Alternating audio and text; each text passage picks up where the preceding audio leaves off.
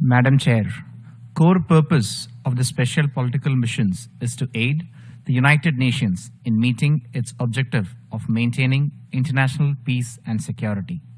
The salience of such missions is quite pronounced now, as different regions of the world are witnessing conflicts of varying nature and scale.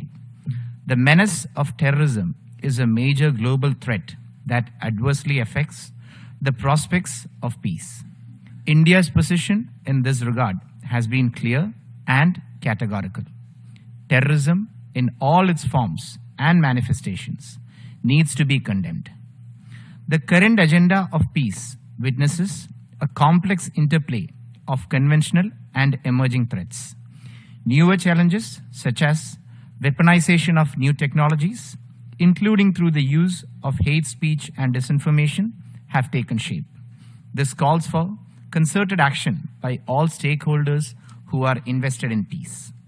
India has been a strong proponent of peace and has abiding faith in dialogue and diplomacy as the best means to achieve and sustain peace.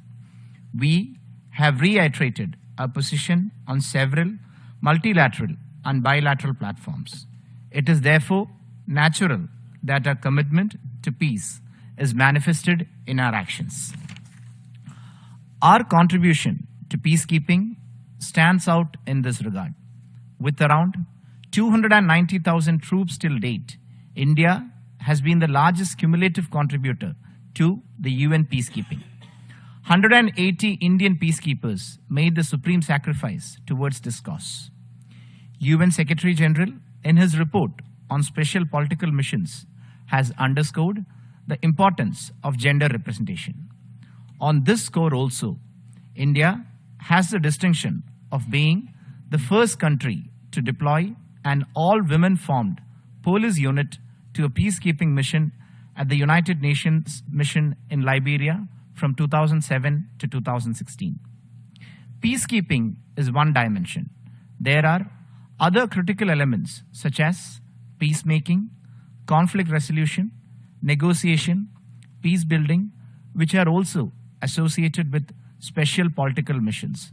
India stands ready to do more for fostering and sustaining peace through proactive engagement on each of these dimensions. My delegation has noted the observations made by the UN Secretary General in his report on special political missions.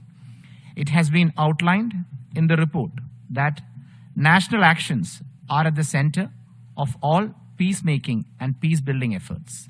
The report emphasizes the predominant role of the respective member states on this particular count.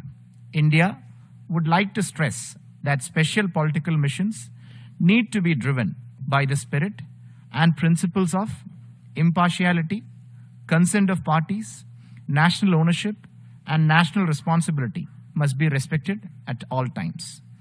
These missions also need to be transparent, consultative, and participatory in nature. The evolving nature of challenges and threats to peace warrant dynamism and agility in the functioning of special political missions. There is no one-size-fits-all toolbox. Local conditions and other distinguishing features make every conflict and situation unique.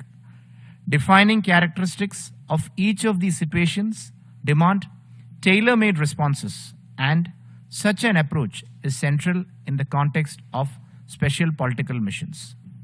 In conclusion, India reiterates its firm commitment to work alongside the United Nations and other parties to foster and promote peace towards addressing the ongoing conflicts and conditions that pave the way for such conflicts. I thank you, Madam Chair.